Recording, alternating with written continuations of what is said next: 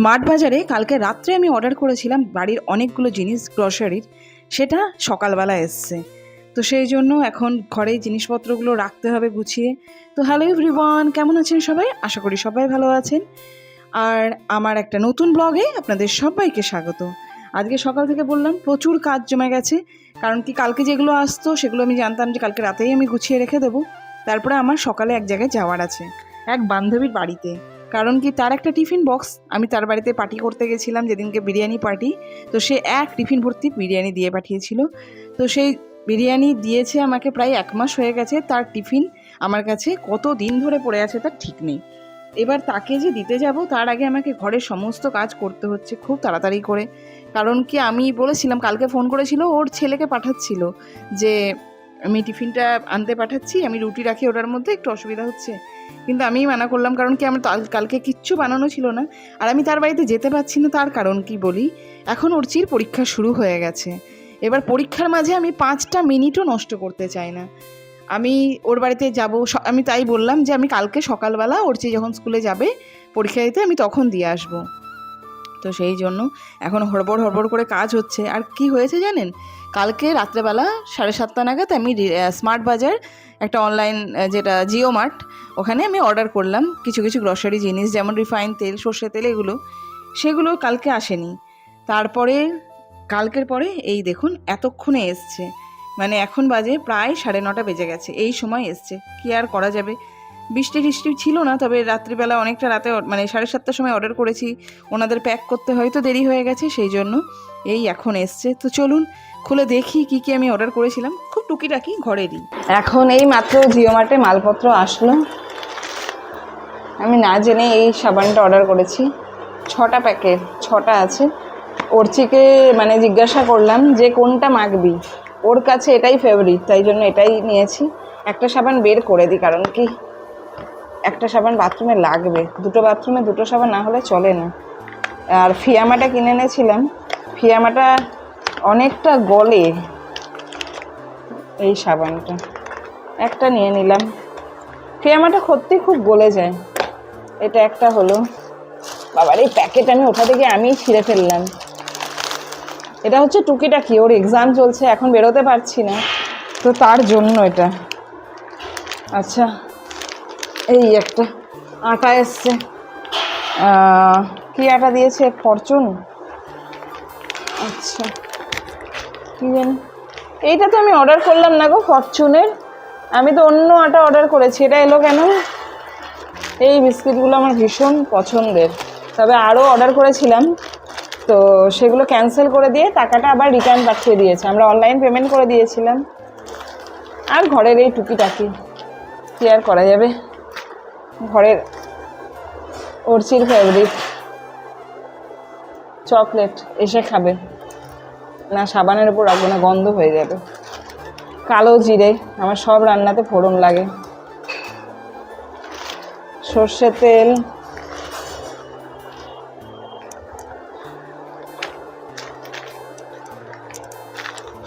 তারপরে রিফাইন তেল।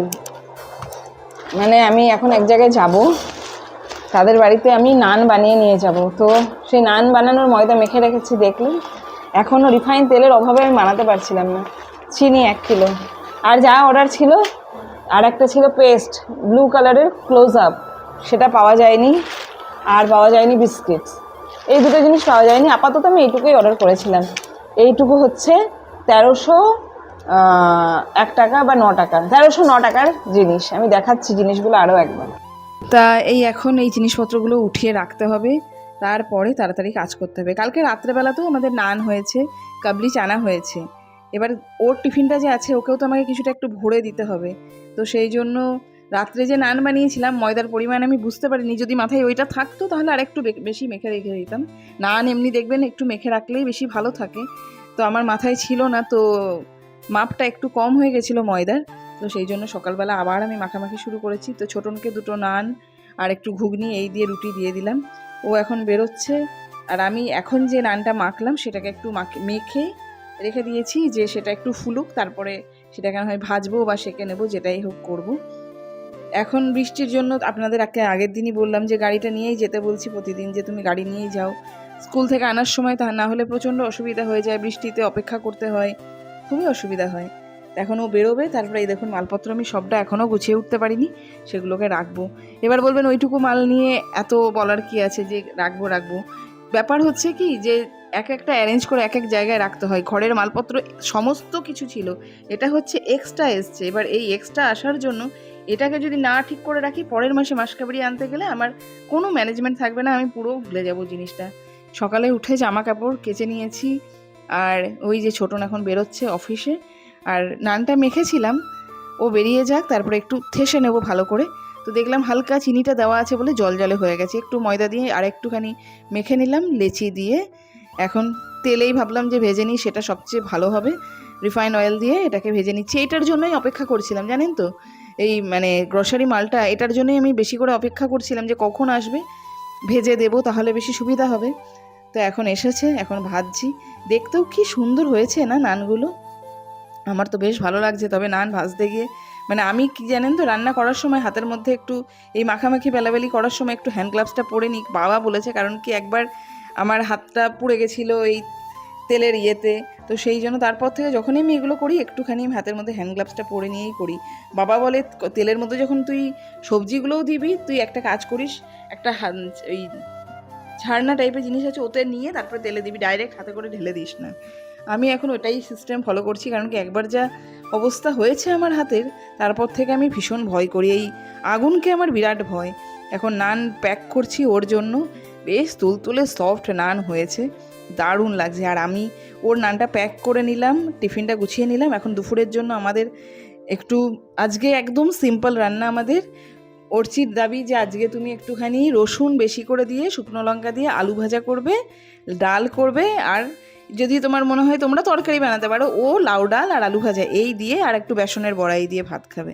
তো আমরা আমাদের তরকারি করে নিয়েছি, একটু পটল আলু দিয়ে করেছি, একটু আলু ভাজা করেছি, লাউ ডাল করেছি, আর বেসনের বড়া, এই দিয়ে এখন দুপুরবেলা খাওয়া হচ্ছে। আর অর্চির এই জিনিসটা মানে খেতে ভীষণ পছন্দের, ও এইগুলোই খাবার খেতে বেশি ভালোবাসে অ্যাকচুয়ালি। তো এখন এই খাবার দাবার খাবো, তারপরে একটুখানি ঘুমাবো, আধ ঘন্টা মতো ম্যাক্সিমাম, তার বেশি না। তারপরেই কিন্তু মানে আমাকে ওকে উঠিয়ে দিতে হবে, কারণ কি ওদের স্কুলে কি ব্যাপার বলি দাঁড়ান। ওদের স্কুলে পরীক্ষা যেটা চলছে সেটা হচ্ছে সকালবেলা 1.5 ঘন্টার পরীক্ষা হবে, তারপরে দুপুর 1টা অবধি ক্লাস হবে। এদিকে সিলেবাস প্রচুর, এই সিস্টেমটাকে কি জানি আমি সমর্থন করি না। আমার মতে হাফ ইয়ারলি পরীক্ষার PT1 যখন হচ্ছে, ওদেরকে কিন্তু এক্সাম দেওয়ার পর ছুটি দিয়ে দেওয়া উচিত, কিন্তু এখন দেয় না কেন আমি জানি না। এখন যে চকলেটটা এসেছিলো সেটা এখন শেয়ার করছে, দেখি চলুন। আগে নিন না, আর একটু দাও, নাও চল। না আমি আর নেবো না, আমি মিষ্টি খাচ্ছি না, তুই খেয়ে নে। আচ্ছা, আজকে যে পরিমাণ ওয়েদারটা সুন্দর, আকাশটা যেভাবে সেজে উঠেছে, আপনাদের ওখানেও কি সেই একই রকম লাগছে? আমি বিছানার উপর বসেছিলাম, আর বিছানা থেকে বসে এই শটটা নিয়েছি আকাশের। এত ভালো লাগছে, মানে একটু ডিপলি দেখলে মানে কত কথা মনে পড়ে যাচ্ছে, জানি না কি কথা, কিন্তু অনেক কথা মনে পড়ছে। আমার তো ভীষণ ভালো লেগেছে মানে জায়গাটা দেখতে। আবার কিছুক্ষণ পরে যখন সূর্যটা ডুবে গেল, দেখুন চারপাশটা কি দুর্দান্ত, এই সাইডটা যতটা সুন্দর, আমি ওইদিকে ক্যামেরাটা ঘোরাচ্ছি দাঁড়ান, ঠিক ওই দিকটাও অতটাই সুন্দর, মানে অপূর্ব লাগছে। আমাকে অর্চি বললো, মা তুমি তাড়াতাড়ি করে একটু ভিডিও করো। ওর এক্সামের মাঝে আমি এমনিই পছন্দ করছিলাম না ভিডিও করা, কিন্তু ও নিজে যখন বললো, আর এত সুন্দর একটা দৃশ্য আপনাদেরকে তুলে না ধরলেই নয়। তো এই ভিডিওটা আপনাদের কেমন লাগলো আমাকে জানাবেন, যদি ভালো লাগে like, comment, share and subscribe করে দেবেন। সবাই সুস্থ থাকবেন, ভালো থাকবেন, সচেতন থাকবেন। আর যদি আমার ভিডিও ভালো লাগে প্লিজ চ্যানেলটিকে সাবস্ক্রাইব করে দেবেন। দেখা হবে আবার একটা নতুন ভিডিওতে, সবাই ভালো থাকবেন। থ্যাংক ইউ সবাইকে।